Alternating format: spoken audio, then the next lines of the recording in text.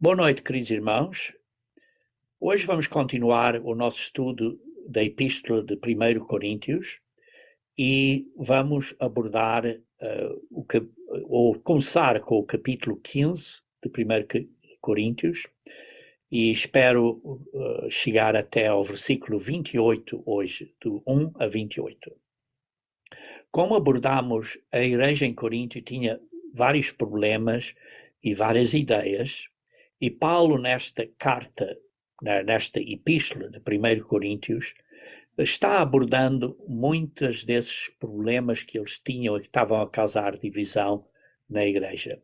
É uma carta muito corretiva, e a qual vemos quando ele fala ou menciona em 2 Coríntios, ele até se sente assim um bocado culpado por ter escrito uma carta assim tão corretiva.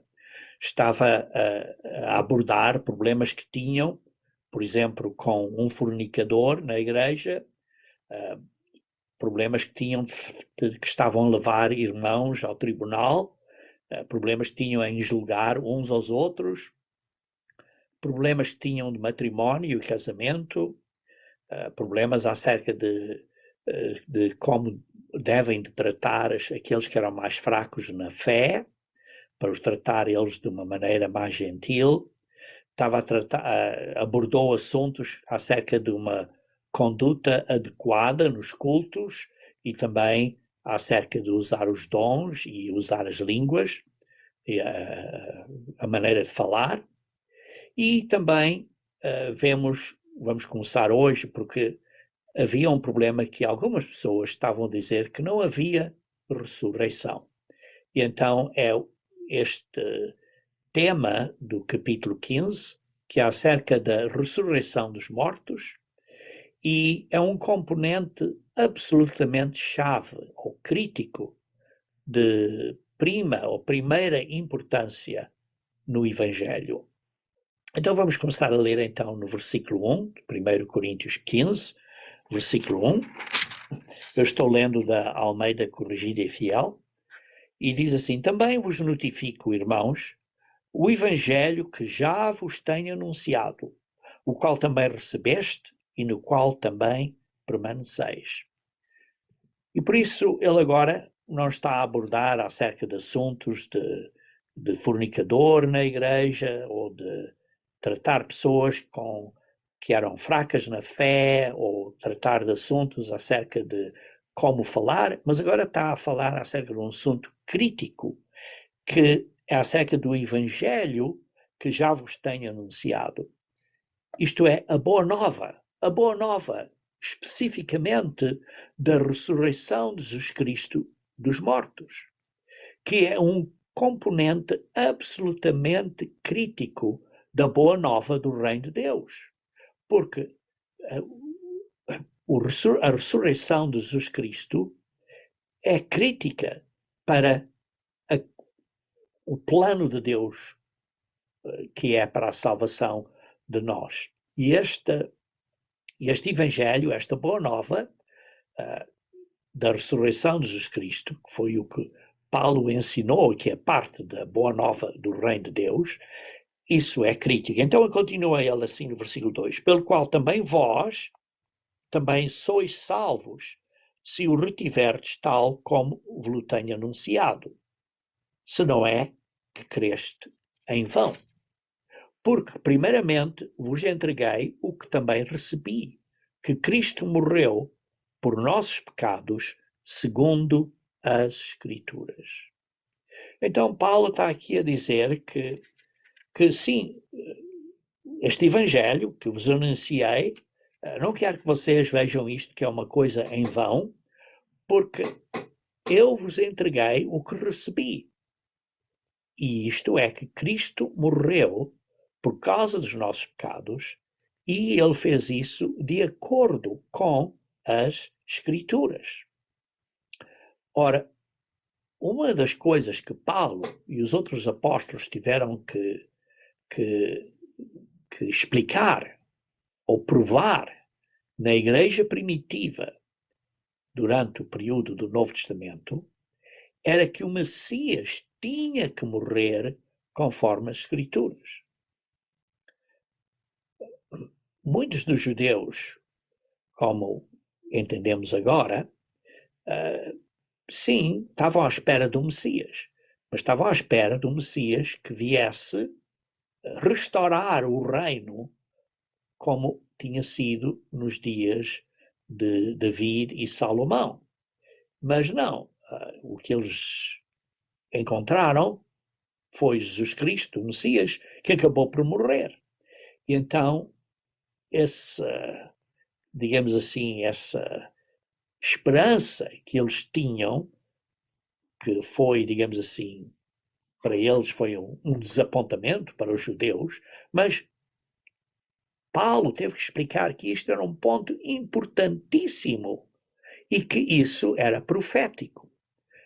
Vejamos então em Isaías 53.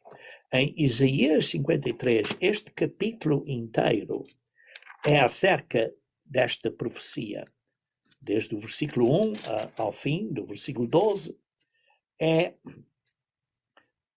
uma profecia acerca da primeira vinda de Cristo.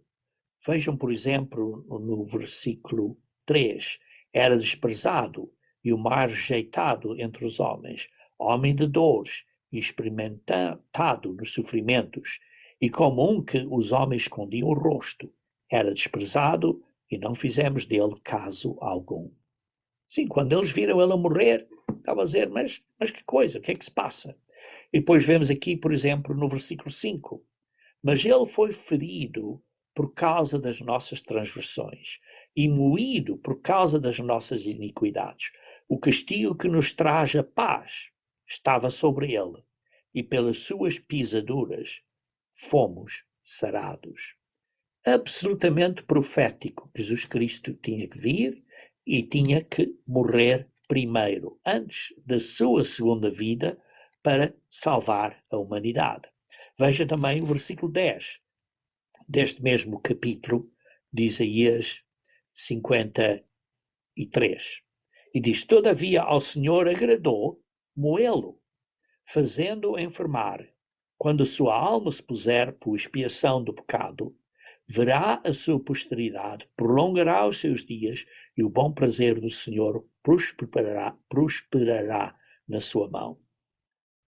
E depois, para concluir o capítulo, lê-se no versículo 12: por isso lhe darei a parte de muitos, e com os poderosos repartirá ele o desposo, quando derramou a sua alma na morte, deu a sua vida, e foi contado com os transgressores. Mas ele levou para si o pecado de muitos, e intercedeu pelos transgressores. Claramente foi profetizado que Jesus Cristo tinha que vir e morrer. Veja também ao fim do capítulo 52, vamos só ler 2 versículos, o versículo 14 e 15, que diz assim: como pasmaram muitos à vista dele, pois o seu parecer estava tão desfigurado, mais do que qualquer outro homem, e a sua figura mais do que a dos outros filhos dos homens. Assim borrifará muitas nações, e os reis fecharão as suas bocas por causa dele, porque aquilo que não lhes foi anunciado verão, e aquilo que eles não ouviram entenderão. Se um dia vão entender isto tudo. Por isso, Paulo e os apóstolos tiveram que explicar claramente que o Messias tinha que vir e morrer conforme as Escrituras. Vamos então continuar no versículo 4 de 1 Coríntios capítulo 15. E diz assim: e que foi sepultado e que ressuscitou ao terceiro dia, segundo as Escrituras. O fato de que ele tinha que ressuscitar ao terceiro dia também é profético. Vejamos, por exemplo, Salmo 16. Salmo 16, versículo 10 e 11. Salmo 16, versículo 10 e 11.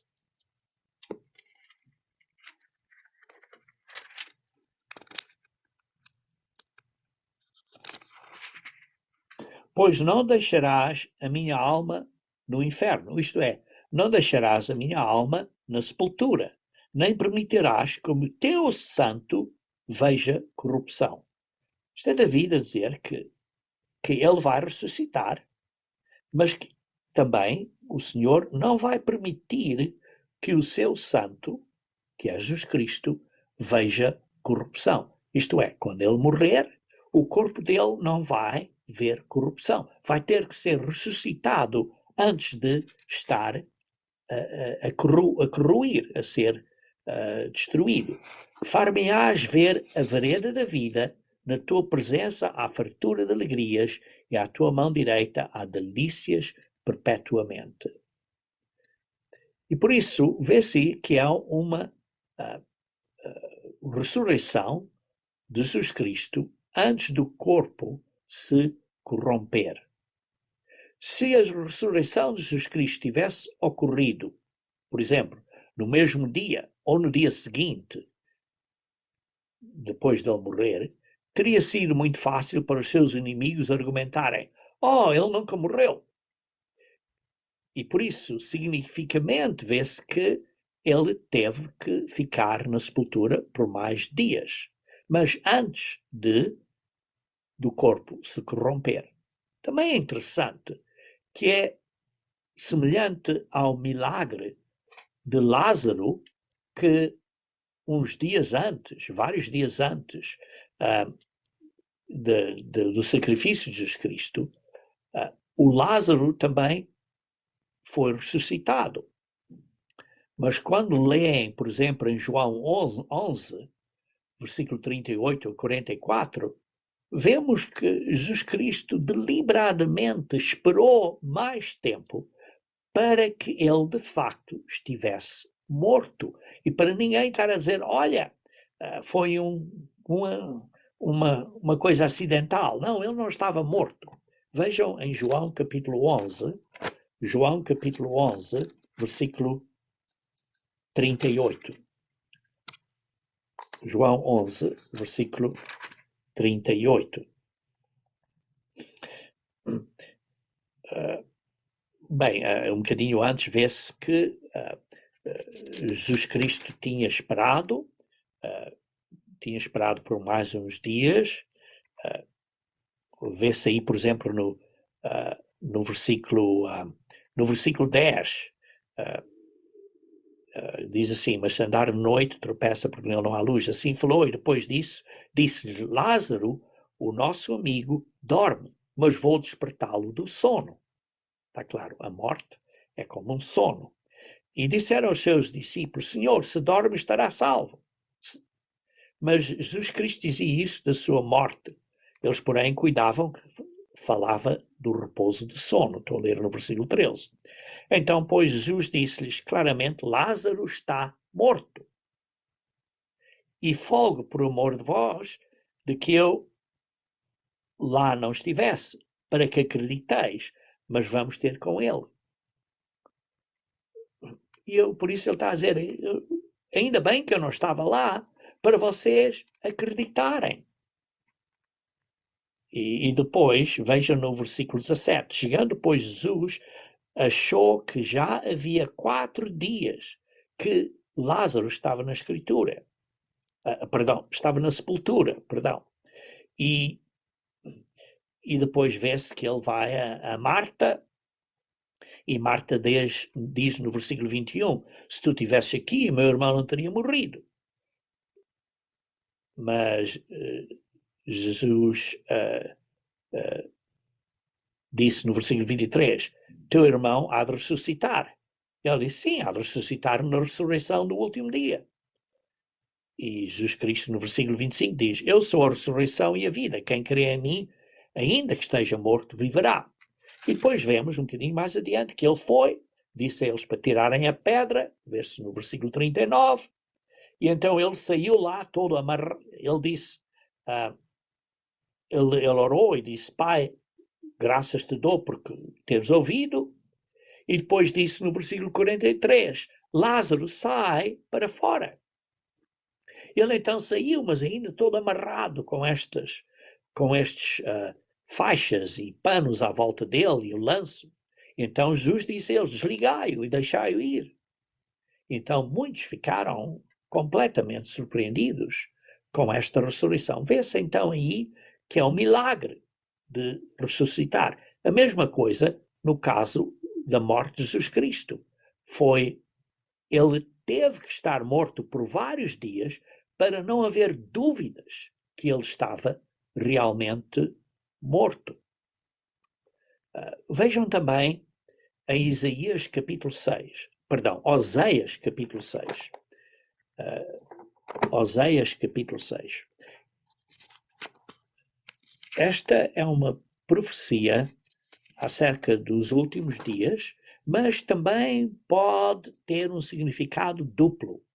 Em Oséias capítulo 6, versículo 1 a 3, lemos: Vinde e tornemos ao Senhor, porque Ele despedaçou e nos sarará, feriu e nos atará a ferida. Depois de 2 dias nos dará a vida. Ao terceiro dia nos ressuscitará e viveremos diante dele. Ora, isto é bem possível que seja profético ao período do último período da grande tribulação, significando um dia por um ano, e que ao fim de 2 dias, ao fim de 2 anos e meio, então o dia do Senhor vem, e no último dia, no período de 2 anos e meio ou 3 anos e meio, que nesse último ano vai haver, digamos assim, uma esperança, porque é o dia do Senhor. Mas também pode estar a referir, num significado duplo, a Jesus Cristo, que ele ressuscitará ao fim de 3 dias. Então, continuando em 1 Coríntios capítulo 15, versículo 5 a 8, vemos aqui que houve testemunhas oculares da ressurreição de Jesus Cristo. Houve várias testemunhas. Então vamos ler primeiro aqui no versículo 5. E foi visto por Cefas e depois pelos 12. Ora, pelos 12, o termo os 12, de acordo com o comentário de James Fawcett and Brown, os 12 era uma designação habitual, mesmo quando o seu número não estava completo.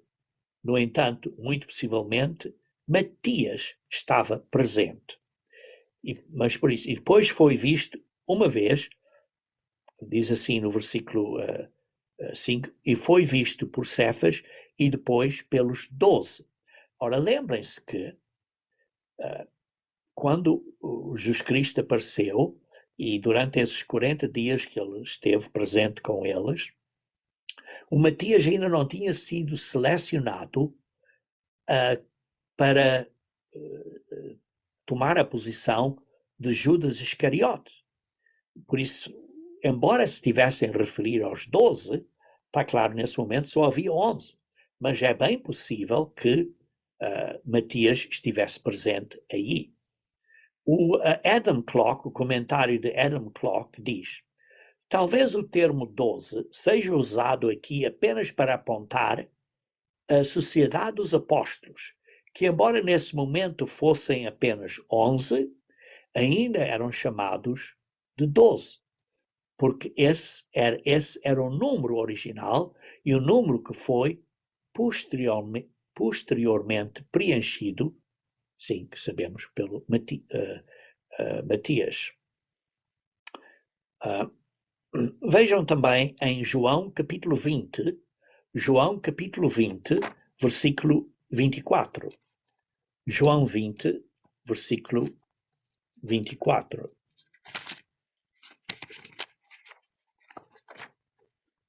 João 20, versículo 24. Ora, Tomé, um dos 12, chamado Dídimo, não estava com eles quando Jesus veio. Ora, Tomé, um dos 12, não estava com eles. Então, vê-se aqui, na verdade, eram apenas 11 que estavam lá naquele momento. E também lemos aqui bem, eu vou abordar isso um bocadinho mais adiante. Mas vejam, por exemplo, em 1 Coríntios capítulo 15, versículo 6 e 7. 1 Coríntios capítulo 15, versículo 6 e 7.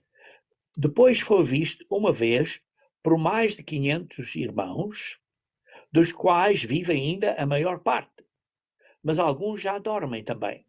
Depois foi visto por Tiago. Depois, por todos os apóstolos. Ora, o que é que significa por todos os apóstolos? Porque já falou dos 12 no versículo 5. Foi visto pelos 12.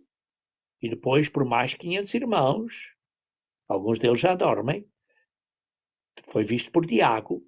E depois por todos os apóstolos. Ora, todos os apóstolos então não está a referir aos 12. Ora, vejam, por exemplo, em Atos capítulo 14. Atos capítulo 14.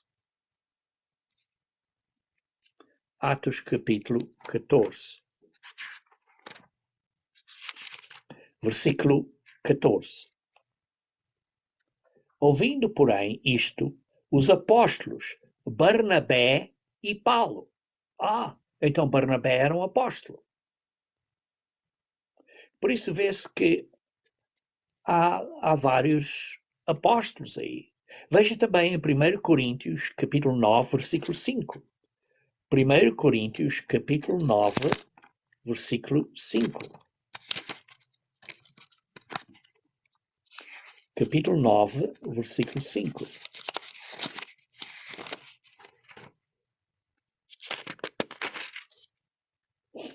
Não temos nós direito de levar conosco uma esposa crente, como também os demais apóstolos e os irmãos do Senhor e Cefas. Os demais apóstolos.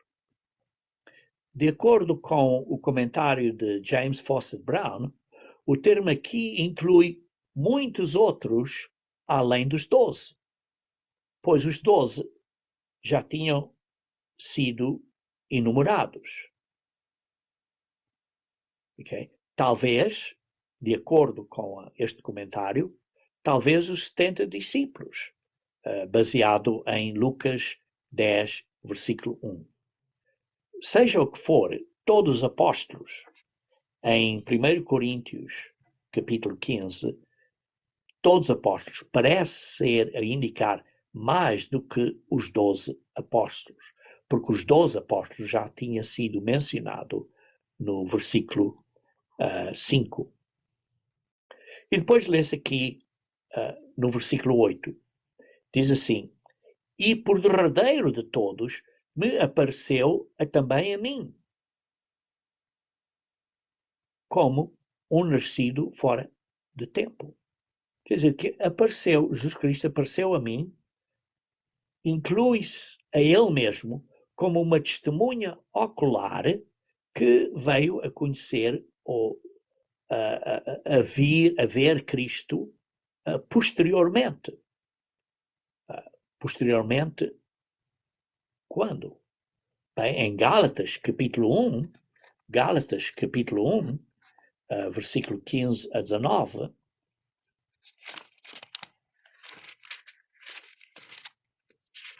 Gálatas capítulo 1, versículo 15 a 19,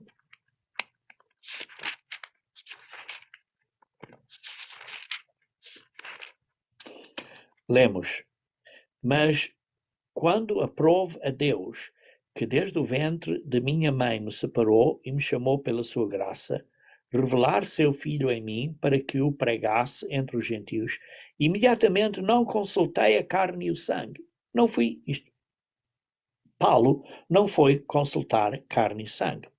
Nem tornei a Jerusalém a ter com os que já antes de mim eram apóstolos, mas parti para a Arábia e voltei outra vez a Damasco. Depois, passados 3 anos, fui a Jerusalém para ver Pedro e fiquei com ele 15 dias. E nós cremos, e abordei este assunto em maior detalhe quando fiz o estudo de Gálatas, Paulo foi para a Arábia e viu Cristo, ou interagiu, ou teve uma visão com Cristo, que tinha sido ressuscitado por esse período de 3 anos. E foi ensinado acerca do Evangelho e acerca de como Cristo cumpriu as Escrituras, a profecia acerca de que ele tinha que morrer. Também vemos em Atos capítulo 2, começando no versículo 25, Atos capítulo 2, começando no versículo 25, onde está a citar, aqui Pedro está a citar Salmos 16, que lemos há pouco, diz assim, porque dele disse David, sempre via diante de mim o Senhor, porque está à minha direita, para que eu não seja abalado. Por isso se alegrou o meu coração e minha língua exultou, e ainda a minha carne há de repousar em esperança. Pois não deixarás a minha alma no inferno, isto é, na sepultura, como lemos há pouco, quando tivemos a ler isto de Salmo 16, nem permitirás que o teu santo veja a corrupção. Versículo 28. Fizeste-me conhecidos os caminhos da vida, com a tua face me encherás de júbilo. E por isso vemos aqui, continuando então a ler no versículo 29, homens e irmãos, seja-me lícito dizer-vos livremente acerca do patriarca Davi, que ele morreu e foi sepultado, e entre nós está até hoje a sua sepultura. Versículo 30. Sendo, pois, profeta, e sabendo que Deus lhe havia prometido com juramento que do fruto dos seus lombos, segundo a carne, levantaria o Cristo para o assentar sobre o seu trono, versículo 31, e antevendo isso, disse da ressurreição de Cristo, que a sua alma não foi deixada no inferno, isto é, na sepultura, nem a sua carne viu a corrupção. Deus ressuscitou a este Jesus, de que todos nós somos testemunhas. E por isso vemos aqui que houve várias testemunhas oculares. E a última dessas foi Paulo, o próprio, de que Jesus Cristo ressuscitou. Bem claro. Agora, no versículo 9 de 1 Coríntios, capítulo 15. Porque eu sou o menor dos apóstolos, que não sou digno de ser chamado apóstolo, pois que persegui a igreja de Deus. Paulo está a dizer que ele não era digno de ser chamado apóstolo. E depois no versículo 10, mas pela graça de Deus sou o que sou. E a sua graça para comigo não foi vã. Antes trabalhei muito mais do que todos eles. Todavia, não eu, mas a graça de Deus que está comigo. Paulo foi um trabalhador árduo. Ele pregou e não aceitava dízimos e ofertas dos irmãos de Coríntios. Para quê? Para que não o acusassem. Continuando então no versículo 11. Então, ou seja eu, ou sejam eles, assim pregamos e assim haveis querido. Seja por que razão, seja eu, ou seja outras pessoas que viram Cristo, nós pregamos a ressurreição de Jesus Cristo. Ele ressuscitou segundo as Escrituras, como ele mencionou um bocadinho anterior. Versículo 12. Ora, se prega que Cristo ressuscitou dentre os mortos, como dizem alguns dentre vós que não há ressurreição de mortos? Como é que alguns de vocês estão a dizer que não há ressurreição dos mortos? Esta é a razão deste capítulo que novamente está a corrigir a igreja em Coríntios, porque eles tinham as suas ideias incorretas. E agora está a corrigir a eles acerca da ressurreição dos mortos. E por isso ele fez referência a estas testemunhas todas oculares, vários testemunhos de vários irmãos, apóstolos, e de 500 irmãos de uma única vez. E então ele está a dizer, visto então que é um fato, que é uma coisa que de facto aconteceu, não apenas uma ideia vaga, porque ele de facto morreu, esteve morto por 3 dias e 3 noites na sepultura. Isso prova claramente que ele esteve morto, mas não foi deixado haver corrupção e ressuscitou antes de ser corroído. Por isso, Jesus Cristo ressuscitou dos mortos. Muitas pessoas eram testemunhas disso. Então Paulo está a dizer, como é que alguns de vocês podem dizer que não há ressurreição dos mortos? Hoje em dia, irmãos, as pessoas têm as suas próprias ideias. Algumas pessoas acreditam em isso, algumas acreditam que Cristo nunca existiu. Mas em Coríntios, alguns acreditavam nisso. Porquê? Porque daí veio o que nós vimos a conhecer e a chamar hoje em dia o gnosticismo. E esse gnosticismo diz que Jesus não veio na carne. E esse é o anticristo. Por isso é preciso ter muito cuidado com isto. Até houve algumas pessoas que estavam a dizer que a ressurreição dos mortos já tinha passado. Vejam em 2 Timóteo, capítulo 2, 2 Timóteo, capítulo 2, versículo 18. 2 Timóteo, capítulo 2, versículo 18. Os quais se desviaram da verdade, dizendo que a ressurreição era já feita, e perverteram a fé de alguns. Veja também no versículo 16 e 17 do mesmo capítulo, 2 Timóteo, capítulo 2. Mas evita os falatórios profanos, porque produzirão maior impiedade. E a palavra deles roerá como gangrena, entre os quais são Himeneu e Fileto. Algumas versões bíblicas falam acerca que se espalhará como câncer, embora a palavra grega é gangrena, mas algumas versões põem como câncer. E que é uma coisa que se entende como câncer, que se espalha, como a gangrena, que se espalha pelo corpo. E essas ideias falsas são muito perigosas, muito perigosas.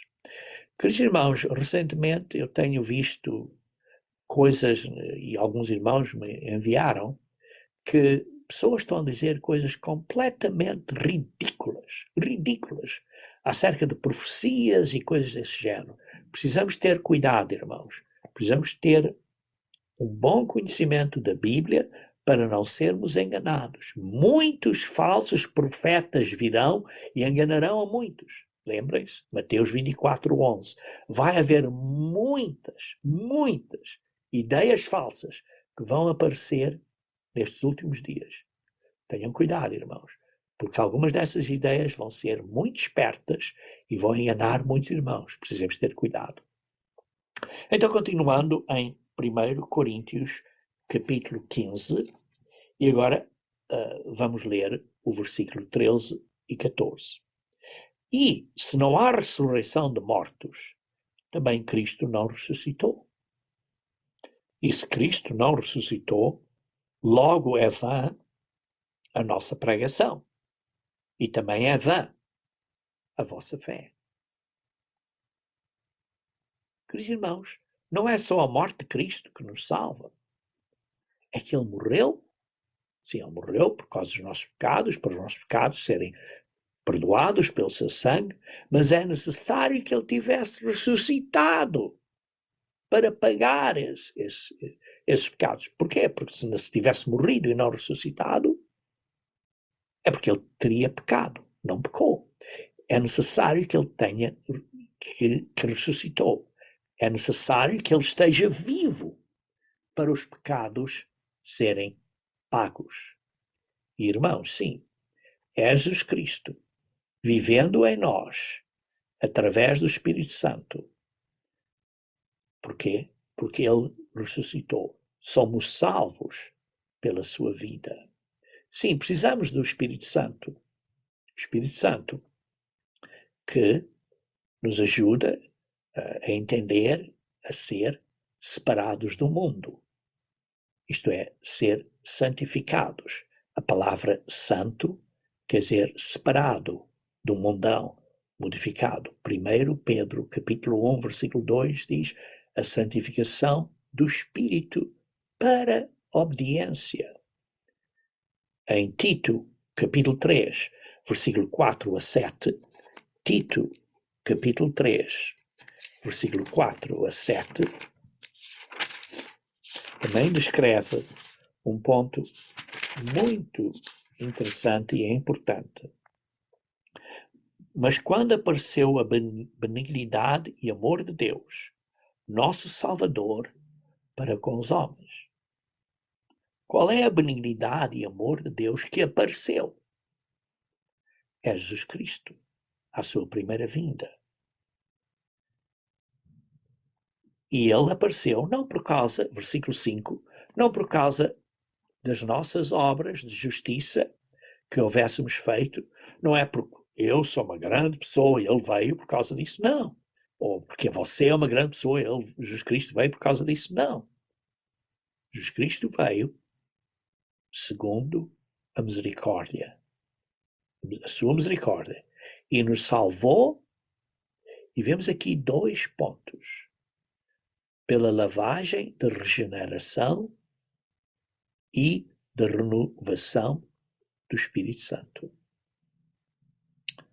A lavagem da regeneração é a lavagem quando somos batizados, recebemos o Espírito Santo de Deus, somos lavados porque somos regenerados, somos gerados como filhos de Deus pelo Espírito Santo. E depois temos a renovação do Espírito. Nós precisamos de viver o caminho da vida, renovando a nossa mente no dia a dia. Por isso é a lavagem de regeneração e a renovação do Espírito. Então, continuando em 1 Coríntios, capítulo 15. Como lemos, se Cristo não ressuscitou, isto tudo é em vão. E também, no versículo 15, diz assim, e assim somos também considerados como falsas testemunhas. Falsas testemunhas de Deus. Porque estamos a dizer, várias pessoas, até 500 irmãos, e os apóstolos, e tudo, várias pessoas. Ele mencionou aí, que viram Jesus Cristo ressuscitado. Ora, se viram, então a testemunhar que viram, e se ele não ressuscitou, então são testemunhas falsas. Pois testificamos de Deus que ressuscitou a Cristo, ao qual, porém, não ressuscitou, se na verdade os mortos não ressuscitam. Sim, se não há ressurreição dos mortos, então Cristo não ressuscitou. Porque Cristo abriu o caminho para a ressurreição dos mortos. Versículo 16. Porque se Cristo não ressuscitou, versículo 16. Porque se os mortos não ressuscitam, também Cristo não ressuscitou. E se Cristo não ressuscitou, versículo 17, é vã a vossa fé, e ainda permaneceis nos vossos pecados. Porquê? Porque ele não pagou, então, pela nossa salvação. Então somos lamentáveis, somos miseráveis. E por isso o versículo 18 diz, e também os que dormiram em Cristo estão perdidos. Não há esperança. Versículo 19, mas se esperamos em Cristo, só nesta vida, somos os mais miseráveis de todos os homens. Se a única esperança que temos é em Jesus Cristo, pela morte de Cristo, somos miseráveis. Porque a nossa esperança é porque ele ressuscitou. Esse é o assunto do Evangelho de Cristo. Essa é a boa nova de Cristo. Sim, que ele morreu e ressuscitou pelos nossos pecados. E assim possibilitou ou abriu a porta para o perdão, para sermos reconciliados com Deus, e então para podermos receber o Espírito Santo Deus, e então, usando a ajuda do Espírito Santo Deus, a santificação do Espírito, então, com essa ajuda, vencermos as fraquezas da carne, para que possamos vir a ter a vida eterna. Versículo 20. Mas, de fato, Cristo ressuscitou dentre os mortos e foi feito as primícias dos que dormem. Ponto interessante aqui é que a palavra as primícias é a palavra em grego 536, que é aparchei, que é no singular, não é no plural. E por isso podia ter sido traduzido que é feito a primícia, ou o primeiro dos que dormem. Ele é o primeiro a nascer, que era, ou que foi um ser humano, foi o primeiro a nascer, que saiu do caminho de ser humano para a família de Deus, depois de ser humano. Veja também em Atos, Atos capítulo 26, versículo 23. Atos capítulo 26, versículo 23. Atos 26, 23.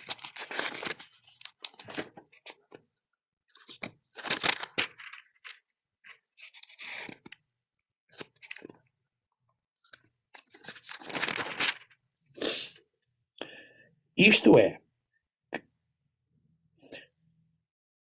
que o Cristo devia padecer, e sendo o primeiro da ressurreição dentre os mortos. Ele foi o primeiro a ressuscitar dos mortos. Devia anunciar a este povo, a luz a este povo e aos gentios. Jesus Cristo foi o primeiro que ressuscitou dos mortos. Então, continuando, em 1 Coríntios capítulo 15, versículo 21. Porque assim como a morte veio por um homem, pelo Adão e Eva, porque pecaram, também a ressurreição dos mortos veio por um homem. Vejam, por exemplo, em Hebreus capítulo 9, versículo 27. Hebreus capítulo 9, versículo 27.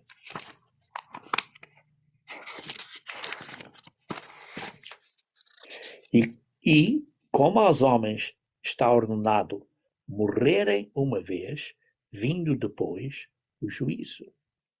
Está designado a todas as pessoas a morrerem. Por quê? Porque todos pecaram, todos pecam. Adão e Eva pecou, morreu, e todos nós morremos. Então, continuando, no versículo 21, porque assim como a morte veio por um homem, também a ressurreição dos mortos veio por um homem.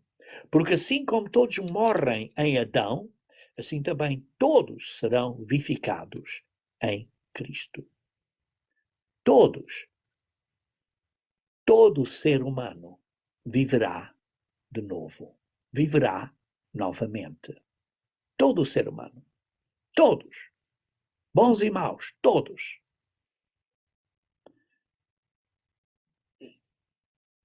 Versículo 23. Mas cada um por sua ordem. Cristo, as primícias. Interessante aqui, uma vez mais, a palavra primícias é o grego 536, aparchei, que é no singular. Por isso diz Cristo, a primícia, o primeiro. Depois os que são de Cristo, na sua vinda. Isto é, aqueles que são de Cristo, à segunda vinda de Cristo, isto é, os mortos em Cristo, que é simbolizado pelo dia das trombetas. Então nós também seremos os primeiros frutos, os primeiros que creem a Deus que éramos homens e os primeiros que vamos ser ressuscitados. Os primeiros somos nós, em primeiro lugar. A palavra de primeiros frutos é importante entendermos que tem dois significados. Nós somos hoje os primeiros frutos do Espírito. Vamos ser os primeiros frutos de Deus. Coisas diferentes. Veja em Romanos 8, versículo 23. Romanos 8, versículo 23.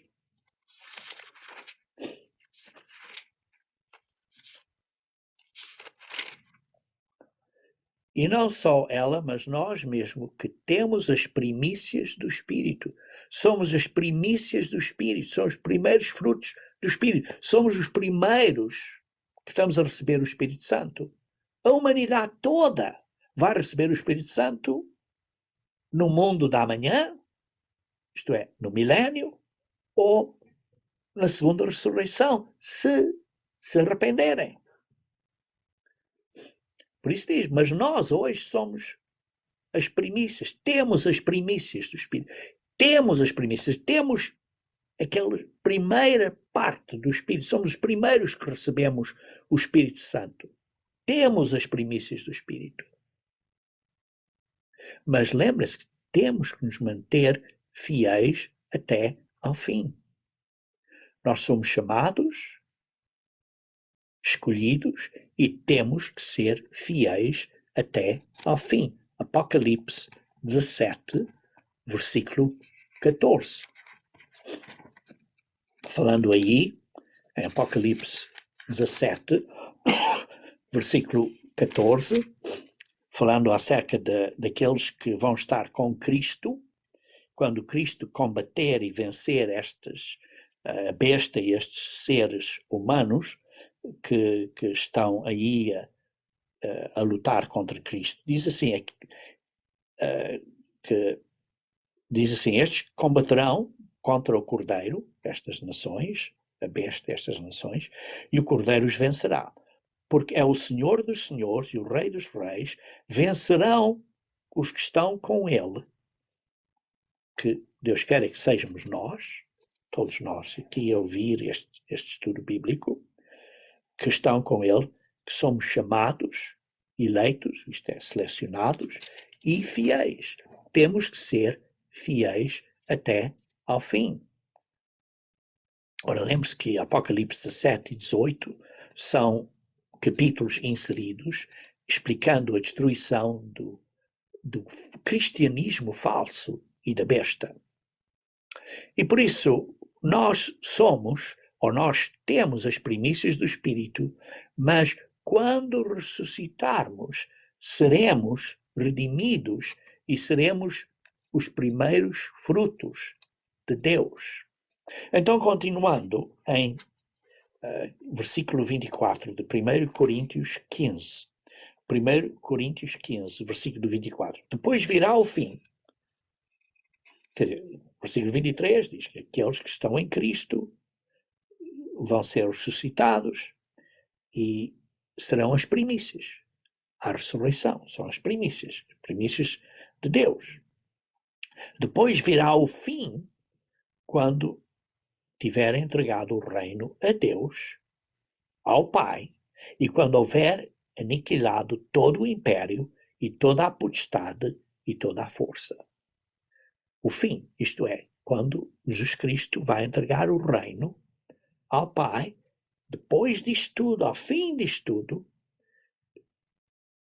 então ele entrega o reino de Deus ao Pai, com estes filhos todos no reino, transformados como seres espirituais, e então Jesus Cristo vai dizer, digamos assim, missão completada. E isso vai acontecer, que todos vão ouvir a sua voz. Em João 5, versículo 28 e 29, diz que todos vão ouvir a voz de Jesus Cristo, uns para a vida eterna e para a ressurreição, para a vida eterna, e outros para a ressurreição do julgamento. E depois também lemos no Apocalipse capítulo 20, versículo 4 a 6, que vamos reinar com Cristo por 1000 anos. E isso é parte dessa ressurreição que será durante a última trombeta, como lemos em Tessalonicenses, 1 Tessalonicenses, capítulo 4, 16 a 17, e 1 Coríntios 51 a 53, que vamos abordar no próximo estudo. Então, continuando a ler, no versículo 25. Porque convém que reine até que haja posto todos os inimigos debaixo de seus pés. A missão de Cristo é de trazer o máximo número de pessoas à vida eterna como filhos de Deus, e Ele vai reinar, vai voltar e vai reinar até completar esta missão e trazer mais filhos à vida eterna. E então, nessa altura, ele vai pôr todos os inimigos debaixo do seu pé. E isso inclui a morte. Versículo 26. Ora, o último inimigo que há de ser aniquilado é a morte. Não vai haver mais morte depois disso. Todos os que vão ter chegado à posição de serem fiéis vão ser transformados em seres espirituais, e o resto vai morrer na segunda morte, e daí em diante já não há mais morte. Versículo 27. Porque todas as coisas sujeitou debaixo de seus pés.